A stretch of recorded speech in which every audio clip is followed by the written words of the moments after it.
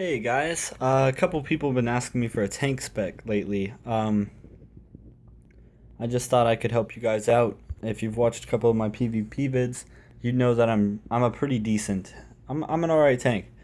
I'm not like JB or any of the really pro tanks that are out there like farming SRL or Monkey Boss, whatever. Um, I'm getting there though, and like all of you, it can be stressful, progressing through the game. Anyways, tank spec. Obviously, to be a tank, you need Defender of the Land, or you're really not much of a tank at all. So, definitely start right there. If you're kind of the tank that likes to solo everything, and you don't rely so much on a team, you really don't need Lightning Burn so much. Coercion, you definitely want this. When you parry or dodge any attack, you have a 100% chance to trigger the coercion effect on yourself, increasing your melee critical chance by 75% of the total of your dodge chance and parry chance. Lasts for 5 seconds. That can get pretty useful, trust me. Outside of combat, I only have about 17% critical hit chance. 17 to 20. Yeah, around there. Anyways, where that gets important. In combat, I can get up to like 40, 44 or so with coercion. Shield Smackdown. Strike the target with your shield. Deals damage equal to 165% of your block value, and additional melee damage. Requires a shield to be equipped. This skill can make you recover 25 morale. You definitely need morale if you want to stay alive. Bottomless Void. Absorb 100% of the damage you receive for 30 seconds. The Void will cease after it absorbs damage equal to 95% of your block value. Requires a shield to be equipped. Staunch Defender. Your normal critical attack can trigger the Staunch Defender effect, increasing your block value by 25% and lasting for 20 seconds. This effect can be stacked up to 4 times. This is where having a weapon like Erica's sword comes in handy. I know a lot of you wonder why tanks use this.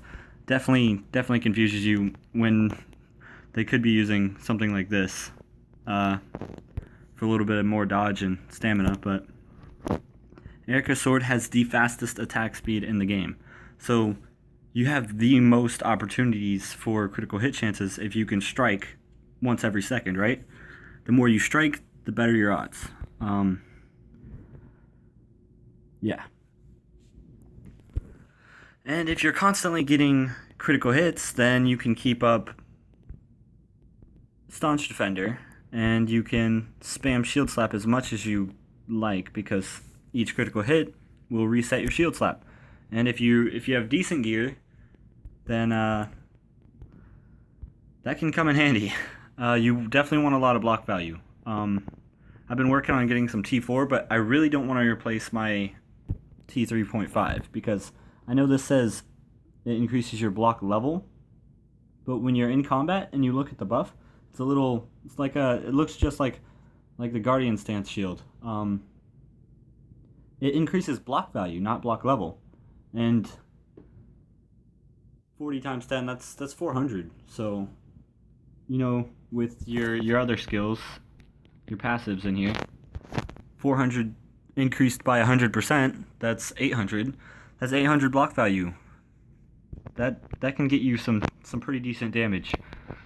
To increase the critical, so you can actually spam these things, I use the T3.5 necklace and trinket I got from SSL. Obviously, as a tank, you really can't get these otherwise, because you would need some friends. Trust me. You can't roll on this stuff as a tank and not be called a ninja. So if you want this stuff and you're not doing SSL, which is gone now, then you definitely need some friends who will let you roll on it. It can get you up to 100 critical pretty much permanently while you're in combat, and a whole bunch of attack power. So these things have some pretty good stats on them. You definitely want some block value so you can actually do some damage and absorb some damage with your Bottomless Void. You definitely want Guardian Stance. That's a huge skill. Increase your chance of blocking by 25%. Lasts for 8 seconds. Requires a shield to be equipped. Now that's pretty good. If it were dodge, it'd be even better. But with Jagged Shield, increase the damage of your Shield Smackdown skill by 25% when Ultra Defender is activated. that skill can come in handy. Trust me, 25% extra damage can get you from... It can definitely do some damage. Trust me on this. If you're in an AGL or something and a Listen's about to heal, that extra damage can get you somewhere. So, yeah, that's pretty much it. I mean, those are the core skills you need to worry about. Defense Breaker is probably something you want to get because it decreases the opponent's armor value by 45%. Which, I mean, it says it lasts for 6 seconds, but that's every time you hit, so that's not going away anytime soon when you're in combat. Unless you're just stunned the entire fight. Yeah, that's pretty much it. I mean, that's... Other than... Yeah, you should definitely get Earthquake, because that can be pretty useful. Slow down their attack speed, whatever. You know, keep you alive for a little bit longer. Interrupt them. I know it says it stuns them, but I've never seen it stun anybody. It slows them down, but it's never stunned anybody for me. I use one on Ankle Slash just because anytime I'm in PvP, everyone likes to kite, and it's really annoying. I mean, that's just... Especially when it's like 2 versus 1, they always kite, because they know they have to. It's not because... I don't think it's so much because they're cowards, because they're just doing what they have to do to win. And I always call them cowards, because it just frustrates me so much when they're running away like that. Especially when it's 2 versus 1, a healer, war DPS, or whatever. They've got me stunned the entire freaking fight, and they have to kite.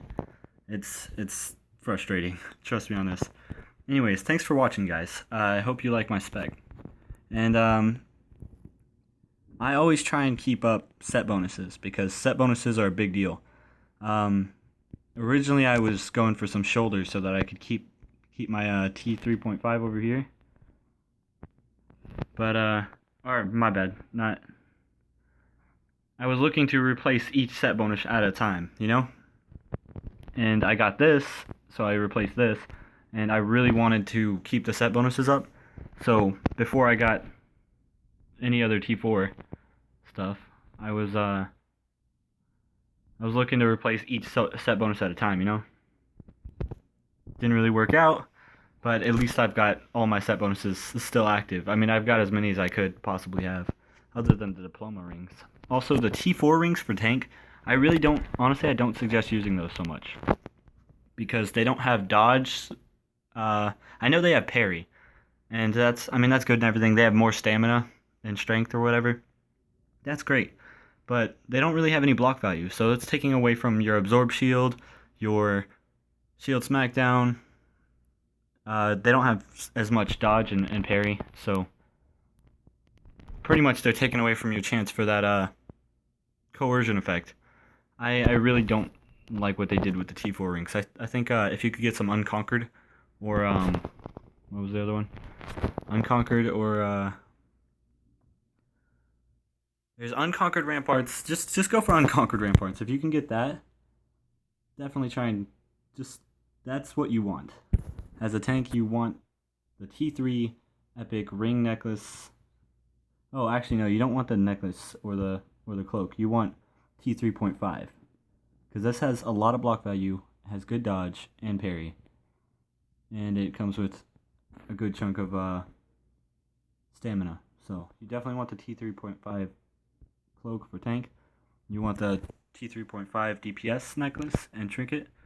I got the T4 Book of Forsaken because it has a lot of block value, stamina, and definitely a lot of stamina for when you're in those tricky situations and you want to use your courage to get as much health as you can.